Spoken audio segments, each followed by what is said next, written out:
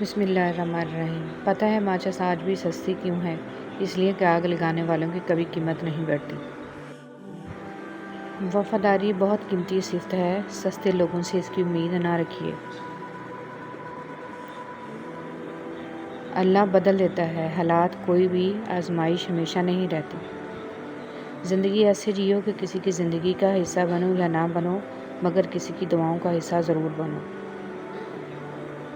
کون کیا کر رہا ہے، کیوں کر رہا ہے، کیسے کر رہا ہے، ان سب سے آپ جتنا دور رہو گے اتنا ہی خوش رہو گے۔ عزت تو سب کو چاہیے، مگر لوگ واپس دینا بھول جاتے ہیں۔ اے اللہ اس دن کی رسوائی سے بچا، جب تو فرمائے گا اے مجرموں آج الگ ہو جاؤ۔ سب مطلب کی بات سمجھتے ہیں، کاش کوئی بات کا مطلب سمجھتا۔ جنہیں احساس ہی نہ ہو ان کے ساتھ گلے شکوے کیسے۔ اگر آپ کی سانسیں چل رہی ہیں تو ابھی بھی دیر نہیں ہوئی، آپ اپنی کہانی بدل سکتے ہیں۔ آخرت کے اجر و ثواب کی نیت سے زندگی گزارو۔ رسول صلی اللہ علیہ وسلم نے فرمایا، جو شخص مومن مردوں اور عورتوں کے لیے مغفرت کے لیے دعا کرتا ہے، اللہ تعالیٰ اس کے لیے ہر مومن مرد اور عورت کے بدلے میں ایک نیکی لکھ دیتا ہے۔ مختصر سا قیام ہے اور بس ہم یادیں چھوڑ کر چلے جائیں گے۔ اے میرے رب، قیامت کے دن میری خطائیں معاف کرنا۔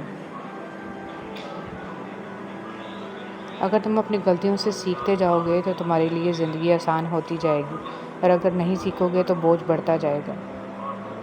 ریاضی ہمیں یہ نہیں سکھاتی کہ کس طرح خوشیوں کو جوڑنا ہے اور اداسیوں کو گھٹانا ہے، لیکن ایک بہت اہم سبق ضرور سکھاتی ہے کہ ہر مسئلے کا حل ہے۔ اگر کوئی آپ کو اچھا لگتا ہے تو اچھا وہ نہیں، اچھے آپ ہو، کیونکہ آپ اس میں اچھائی تلاش کرتے ہو۔ اگر کوئی آپ کو برا لگتا ہے تو برا وہ نہیں ہے، برے آپ ہو، کیونکہ آپ اس میں برائی تلاش کرتے ہو۔ بعض دفعہ خاموشی وجود پر نہیں دل میں اترتی ہے، پھر اس سے زیادہ مکمل، خوبصورت اور بامعنی گفتگو کوئی اور چیز نہیں کر سکتی۔ احتیاط بہت ضروری ہے، چاہے آپ سڑک پار کر رہے ہوں یا اپنی حد۔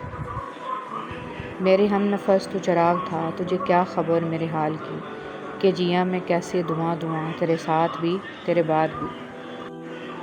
رسول صلی اللہ علیہ وسلم نے فرمایا، دعا نفع پہنچاتی ہے اور ان بلاؤں کو ٹالتی ہے جو نازل ہو چکی ہیں، اور ان بلاؤں کو بھی جو ابھی نازل نہیں ہوئی، اس لیے تم لوگ دعاؤں کا اہتمام کرو۔ رسول صلی اللہ علیہ وسلم نے فرمایا، مومن کی مثال لہلہاتی کھیتی کی طرح ہے، جسے مصائب کی آندیاں ادھر ادھر جھکاتی رہتی ہیں مگر توڑ نہیں سکتی۔ نبی کریم صلی اللہ علیہ وسلم نے ارشاد فرمایا، جنت میں نہ کوئی مکار آدمی داخل ہوگا، نہ بخیل، اور نہ لوگوں پر احسان جتلانے والا۔ منزلیں بہادروں کا استقبال کرتی ہیں، بزدلوں کو راستے کا خوف ہی مار دیتا ہے۔ اللہ تعالیٰ کا ذکر ہی زندگی ہے۔ نبی کریم صلی اللہ علیہ وسلم کا ارشاد ہے، اس شخص کی مثال جو اپنے رب کو یاد کرتا ہے اور اس کی مثال جو اپنے رب کو یاد نہیں کرتا، زندہ اور مردہ جیسی ہے۔ وہاں کوئی کسی کے کام نہیں آئے گا۔ آپ صلی اللہ علیہ وسلم نے ارشاد فرمایا، اے قریش کے لوگوں، اپنی جانوں کو اللہ تعالیٰ سے خرید لو، میں اللہ تعالیٰ کے فیصلے کے سامنے تمہارے کچھ کام نہیں آ سکتا۔ اے عبد المطلب کے بیٹے عباس، میں اللہ کے فیصلے کے سامنے تمہارے کچھ کام نہیں آ سکتا۔ اے اللہ کے رسول کی پھوپھی صفیہ، میں اللہ کے فیصلے کے سامنے تمہارے کچھ کام نہیں آ سکتا۔ اے اللہ کے رسول کی بیٹی فاطمہ، مجھ سے میرے مال میں سے جو چاہو مانگ لو، میں اللہ کے فیصلے کے سامنے تمہارے کچھ کام نہیں آ سکتا۔